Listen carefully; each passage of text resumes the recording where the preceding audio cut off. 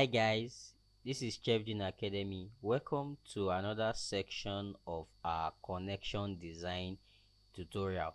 In this video, I'm going to be showing you how you can design a column beam connection on Prokon Software. So we are going to be using Prokon Software plus Start Pro Software.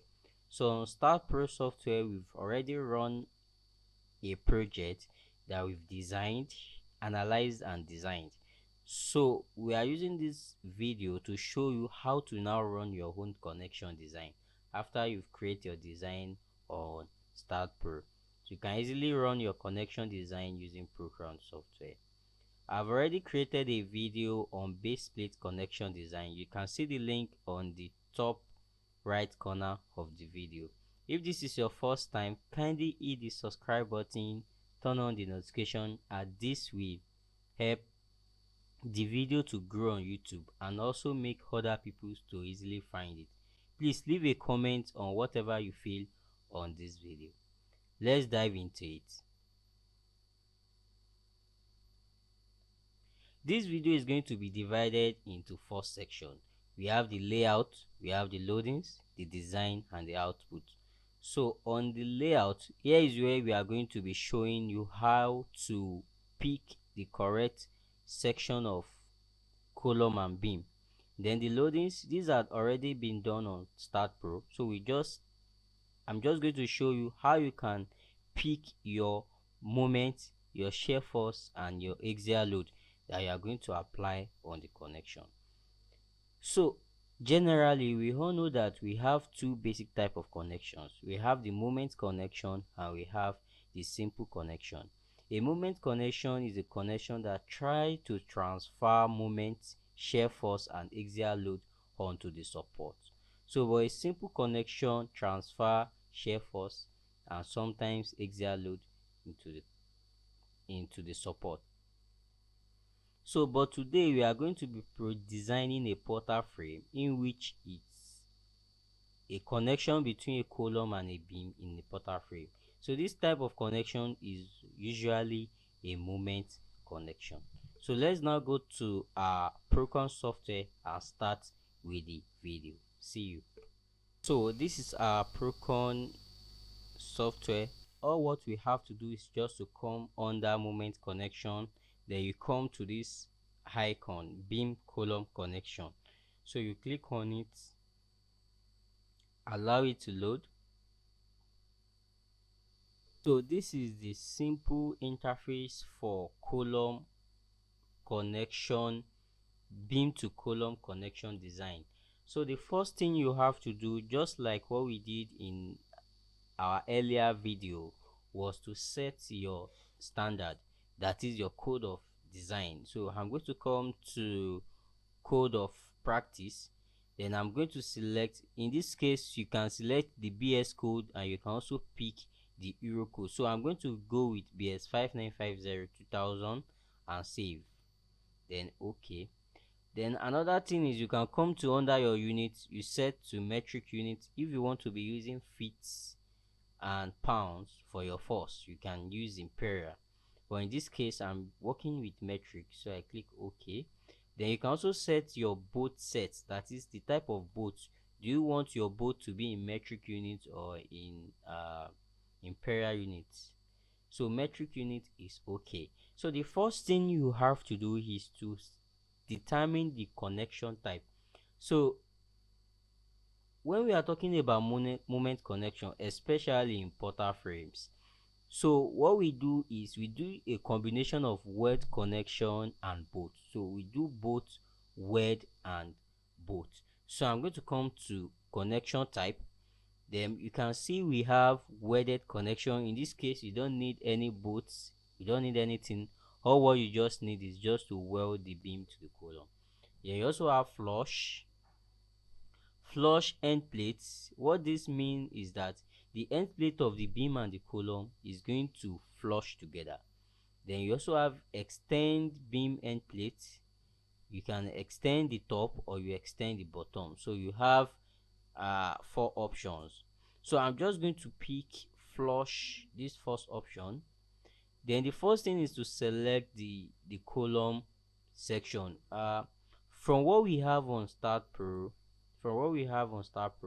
our section for column is our, our universal column is 254 by 254 by 89, while the beam is 305 by 165 by 40.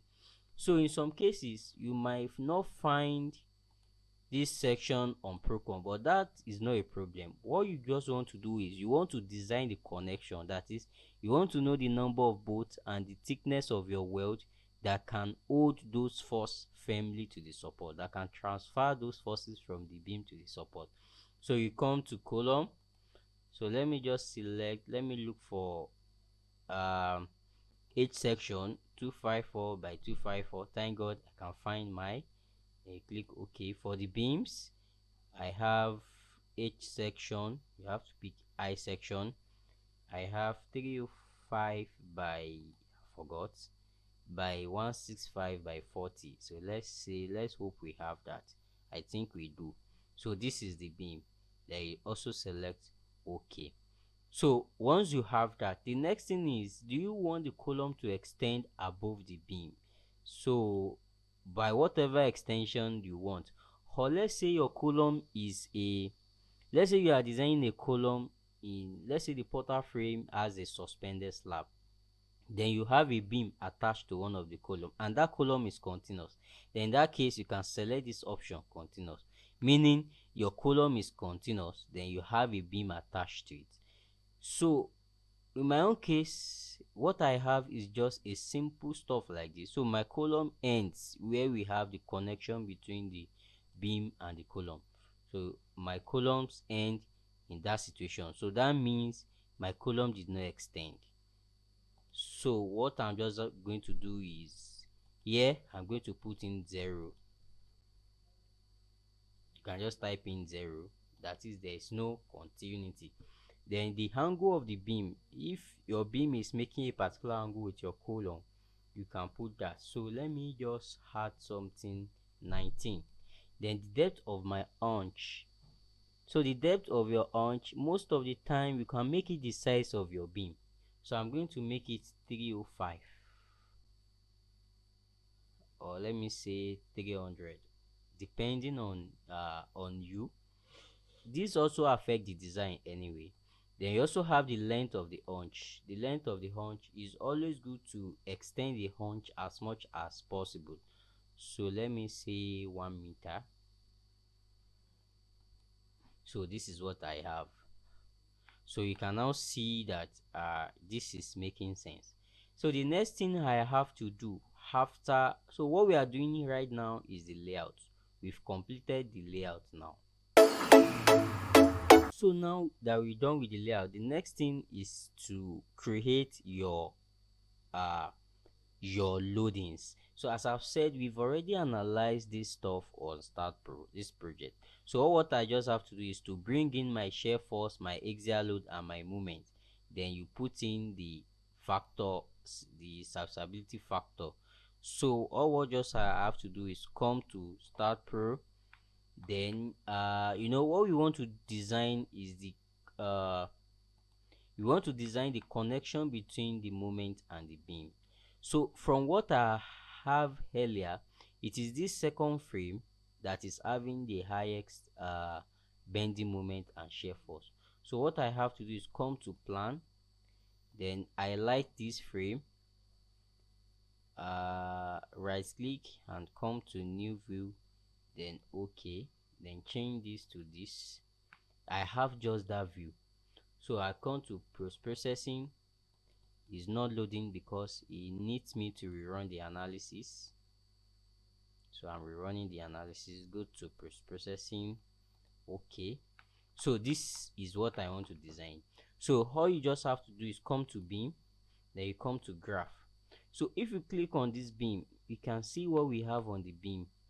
You can see that let me change the load case to the ultimate load. This is the node I want to design. I want to design this node. So this is node 19. It is the one that I want to design. If you look at the graph here, you can see that this is the moment, This is the moment, bending moment, mz.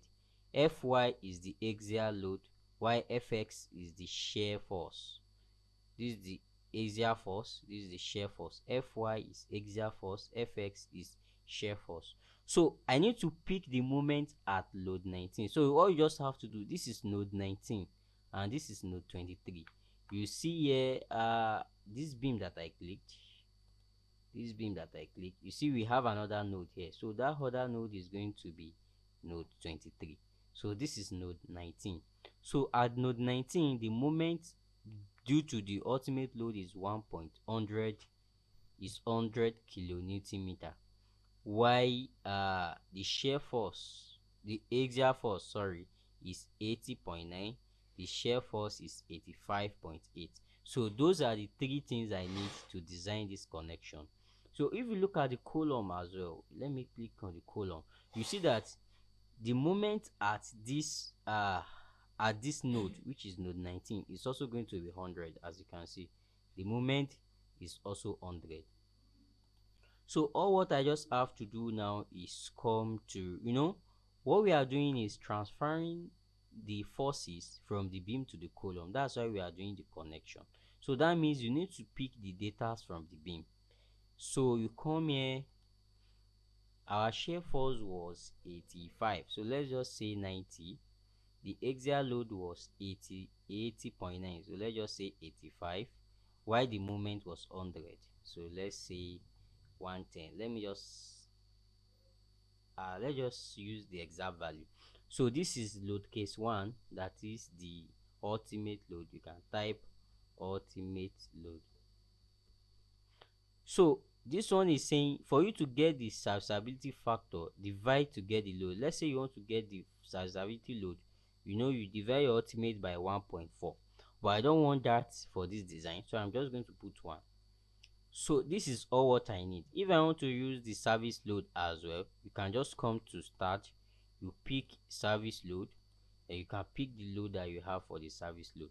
But since I already know that the ultimate load is the maximum, so I just pick the ultimate load. So that is how to load the connection. Now that the loadings have been done, the next thing is to do the design, or let's say the analysis. All you just have to do is come to design tab. So under the design tab, you have a lot of other things. You can see all these design checks, all of them are on non-available, not available, not available.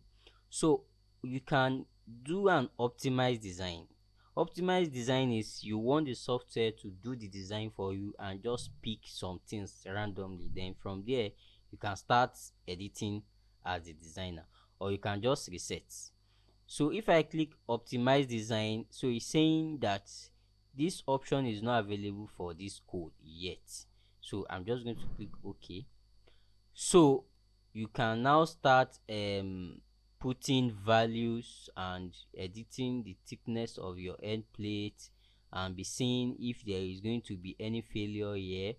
So but I don't want to waste time. What you can just do is come to file, just change your code to 1990 and save, and click OK. Then you click optimize design. Then once I do that, you can see that I have a given value for my stuff, and which I can easily edit. So now the width of the end plates, so let me change it from 177 to, let me use 200. The thickness of the end plates is 10. I think I'm good with 10. The column stiffeners, if there is need for stiffeners for build bulk, but from my analysis I don't really have much load like that, so I may not put stiffeners. But if you need stiffeners, you can put. If you need stiffeners at the top, this is the thickness of the stiffeners at the top, this is the thickness of the thickness at the bottom, the shear stiffener. So you just put their thickness, then it will be indicating them on the drawing.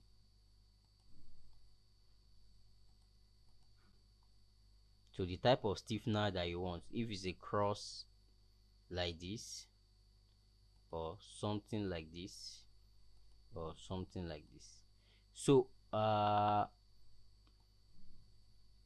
Let me try and rotate it so you can see how the stuff is. So for the web plates, so for stiffeners, I'm just going to put them on none. I don't want any stiffener for this. So the end plates, the thickness of the end plates, the web plates, so you can make it 5.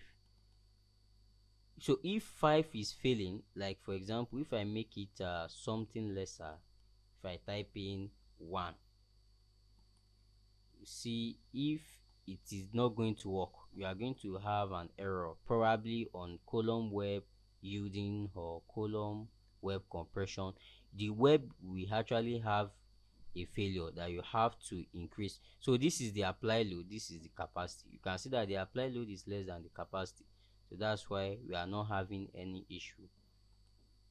So let me just put this one on 5 mm. Then the top backing plates, so all these ones will be based on your design. What I'm just interested in, that I want to do in this video, is the bolts. So I'm using an M16 bolt. Then I want the number of bolts below the top flange, to be 3. So you can see it if I change this like this and zoom in a little bit. So you can see this is 3, and if they are very close, then if you want the number of bolts above the haunch is 1, so I can change this one to 2 as well. So it's too small, 1 is too small. So the rows, the spacing between the rows here is 41, and then the web is 40, the flanges is 22. So you can play around with this with these guys. So you can see, based on some of the changes that I have made, you can see I think we have end plate bending. Each one is the applied is more than the capacity, so in that case we need to adjust that. So this end plate bending is due to the fact that I increased this bolt to 3 instead of 2. So what I just have to do is, you need to increase the spacing between them. So I'm going to come to row spacing, and I'm going to put something like 70. So when I put in 70, you can see that the that failure or that error goes away. The end plate bending goes away. So that is how to correct any error. So I change this one to 2, then I can change the bolt spacing. Then I think everything here, I'm good with them. Let me just change this one to 30. I don't like this kind of numbers.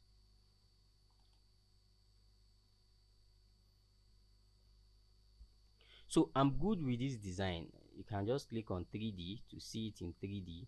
So this is how it is in 3D.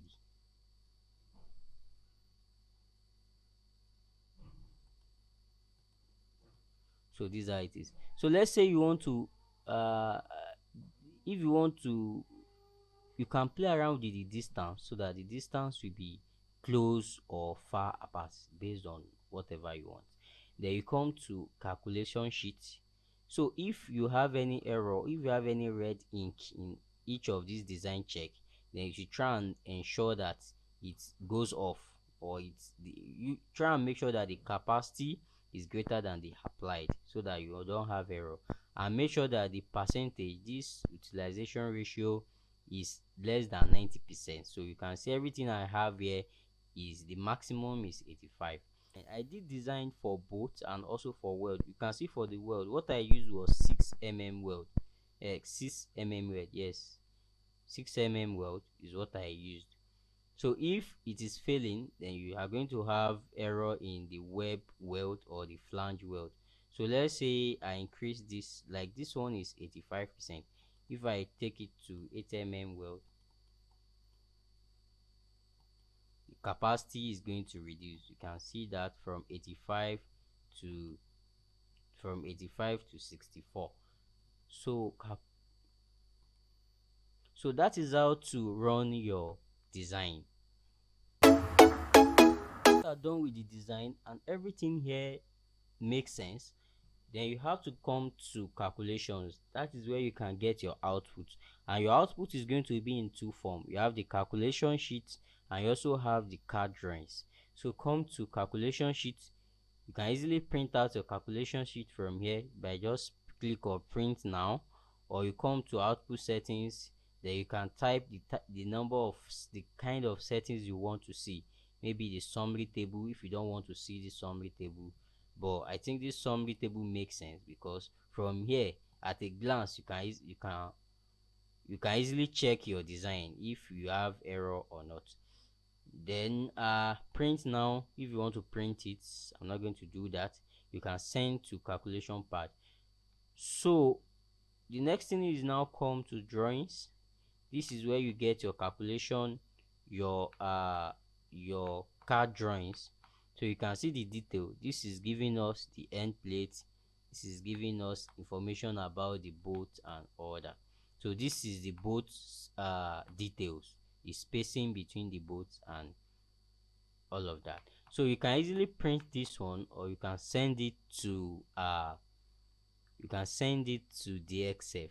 So how can you send it to DXF? Or you just have to come to save picture as, then you can change this guy to 2D DXF, then you save it as DXF, then you're able to open it on your AutoCAD file.